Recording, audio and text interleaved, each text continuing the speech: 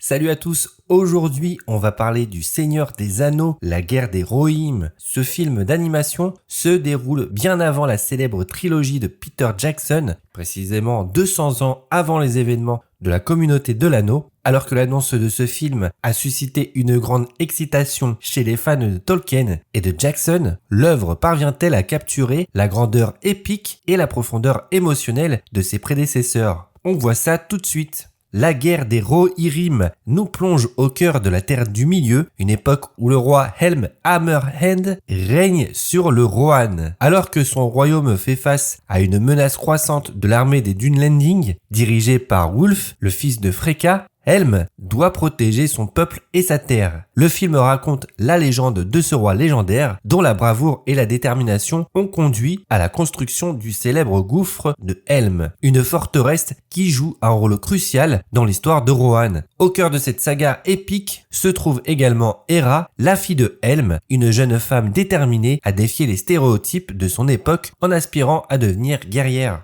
Le scénario de la guerre des Rohirrim, bien qu'intéressant sur le papier, souffre d'un manque notable de profondeur et d'originalité. L'histoire d'un conflit hérité entre deux royaumes est un thème vu maintes fois, et le film ne parvient pas vraiment à renouveler ce trope. Les éléments narratifs sont souvent prévisibles et les décisions prises par les personnages manquent parfois de cohérence, ce qui nuit à l'immersion. Pourtant, il y avait une belle opportunité d'explorer des thématiques intéressantes, telles que la relation complexe entre Hera et Wulf. Malheureusement, ces intrigues secondaires ne sont qu'effleurées et manquent de développement. Le potentiel dramatique de la situation est sous-exploité, privant le film d'une profondeur émotionnelle qui aurait pu enrichir l'expérience du spectateur. De plus, bien que le film cherche à rester fidèle à l'esprit de Tolkien, il échoue à capturer la magie et la complexité qui caractérisent les œuvres de l'auteur. On aurait souhaité que le scénario ose davantage en apportant une perspective nouvelle ou des idées audacieuses qui auraient pu surprendre et captiver.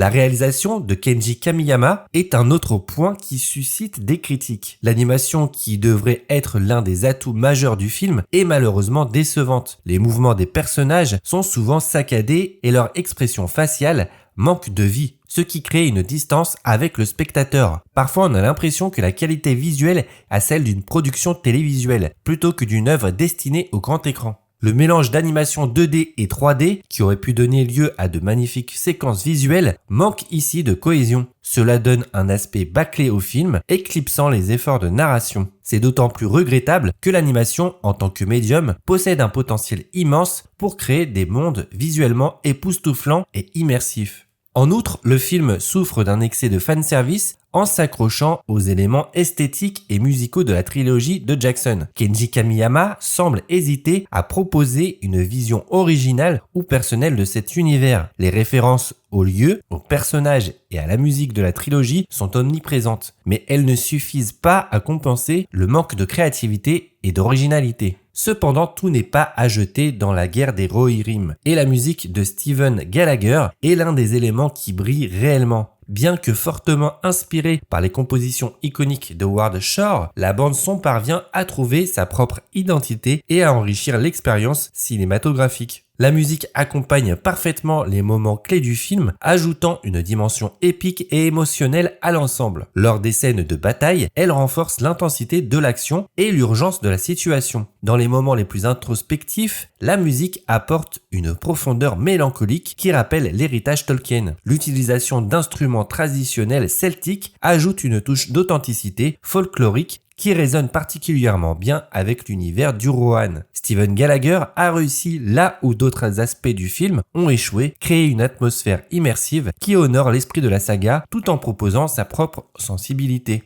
En conclusion, Le Seigneur des Anneaux, la guerre des Rohirrim représente malheureusement un échec relatif dans l'expansion de l'univers de Tolkien. Malgré quelques lueurs d'espoir, notamment la bande originale de Steven Gallagher, le film ne parvient pas à capturer la magie qui a fait le succès de la trilogie originale. L'animation décevante, un scénario superficiel et des choix de réalisation trop consensuels. Transforment ce qui aurait pu être une œuvre ambitieuse en un divertissement fade et oubliable. Pour les fans inconditionnels de Tolkien, le film offrira peut-être quelques moments de plaisir nostalgiques. Mais pour un spectateur exigeant, la guerre des Rohirrim laissera un goût d'inachevé. Et vous, qu'avez-vous pensé du film? Êtes-vous d'accord avec ma critique? Partagez vos impressions dans les commentaires. N'oubliez pas de liker, partager et vous abonner à la chaîne pour plus de critiques. Salut!